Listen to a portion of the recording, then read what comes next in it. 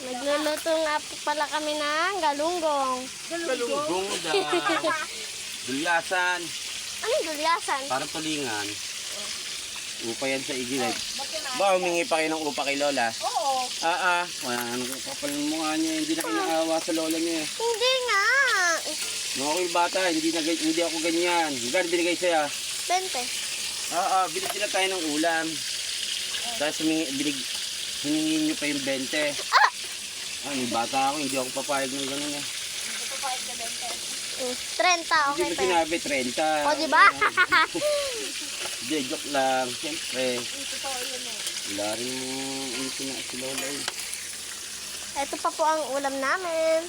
Dami na nga ulam eh. Binigyan pa kayo. Ikaw naman nagsabi pa sa Hiningi niyo pa yung upa ng Lola. Hindi na kayo nahiya. isda. Ayun na, yung upa ng isda. Tapos hiningi pa kayo ng upang 20. Ikaw nga. Hindi ako ganun ng Pwede bata naman ako. sa'yo pa 30.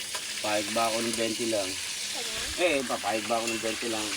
O, diba? Hindi ako